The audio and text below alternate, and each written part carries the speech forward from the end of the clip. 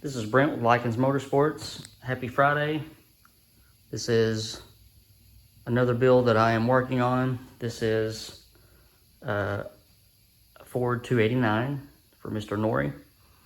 And we are doing a 289 for his 289 Cobra replica. So we are playing this by the rules and looking for all date correct parts that would have been used for an early model 289 Cobra, down to NOS, generator brackets, and distributor hold downs, and the whole shooting match. So this is a freshly machined block. I just picked it up today, actually. Everyone is swamped. It seems like there's surges in the supply chain, and people just get stuff done as they can bounce around and get to it. And this one is finished, and here she be. So it's bored, honed with torque plates, which is our standard. You never want to hone a block without the torque plates. Lifter bores have been honed. It's been line honed with some ARP main bolts, and the decks have been squared to the crankshaft center line. Also a standard. I've already done some detail work to it with a die grinder, and kind of chamfered the entries to these drain back holes. And then on this crossover, generally has a big sharp point, and I try to get that point out and smooth it up a little bit. I wouldn't necessarily call that an oil mod. People get carried away with oil mods, I think, on the internet. If you just have the mindset of making sure there are no obstructions, and most of the sharp edges in oil flow are that you can get to anyway are taken care of, then you're going to be in good shape. There's a lot of sharp obstructions that you will never be able to get to. For instance, this main gallery feeds the mains, and it's got 90-degree offshoots that are through the block down in here that you would never be able to get to and smooth it out. But we do what we can with what we can see. Let's flip this old girl over. Worked the oil pump flange hole a little bit with a die grinder and with a cartridge roll. Got rid of that sharp 90-degree turn that's down in there, kind of smoothed it out. I just touched these holes in between here. These engines roll hundreds of thousands of miles without doing that, but that just kind of helps the oil get to, this is your main bearing feed, this is your cam bearing feed. Just kind of allows it to hop over a little bit smoother. This is, if you look at the engineering code, it's a C4. The date code indicates that it was cast in July of 63, July 18th of 63. So this is an old girl. This is a 5-bolt block. 5 bolts that hold the bell housing to the rear of the block.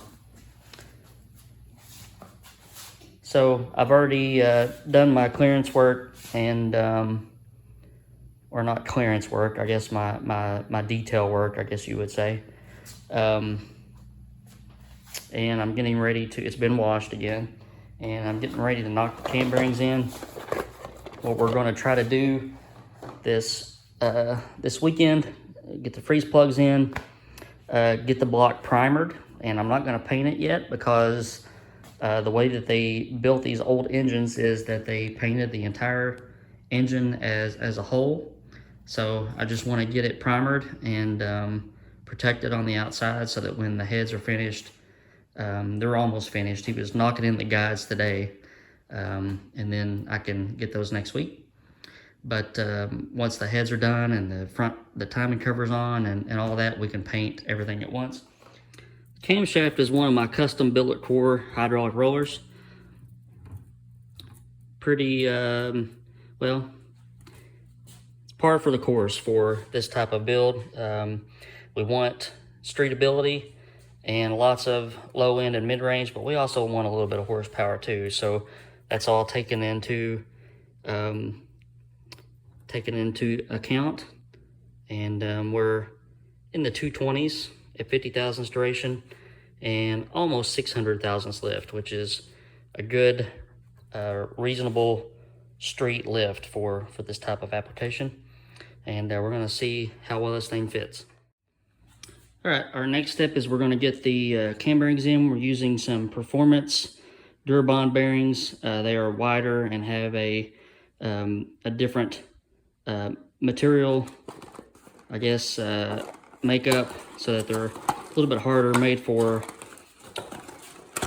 higher performance applications. I'm really struggling with this box, but that's what you get when you try to open stuff one-handed. So it's just a different bearing. That's the #1 bearing, but made for higher spring pressures and that sort of thing. So we're going to get these knocked in. All right, here's the difference between the regular F18 bearing, which is a small block Ford bearing, and the FP. This is the normal set that's about, I don't know, 20 bucks. This is a lot more expensive, and look at the difference between the bearings. This is a shinier, this is dirty too, so it's even shiny and it's dirty. And the height, it's a different thickness, it's a wider bearing. And that gives you more support on the cam journal, and on these older blocks where the cam tunnel can be misaligned, it gives you, well, a wider bearing will give you more stability as you're driving it in, so you'll try to drive straighter. So that's a plus as well. So I'm gonna get the other, got 3 of them knocked in so far. I'll knock one in and then try the cam and then go to the next one. So we're doing good so far. Let's just keep our toes crossed. All right, our camshaft is installed. It is hot and humid today. My hands are sweaty, but I don't have a cam dowel in here just to show you how easy this turns. And I got to use a paper towel to get some traction, but whoops, that's how easy it wants to slide out. So pretty easy. I'm going to check the cam bearing clearance, and something that I do as a habit, check the bearing clearances just like you would mains and rods. If they are not in spec, I generally try to hold a thou per bearing journal diameter, just like I would mains or rods. Then you can add material. A little extra clearance on the cam doesn't hurt anything, but if you don't have enough, you can polish the journals and get it back. Okay, I measured the front journal of our cam. It measures 2081, so we would like to see about a little over 2 thousandths bearing clearance on this.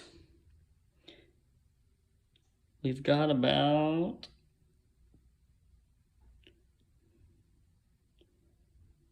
2.5, a little bit, 2.5 and change.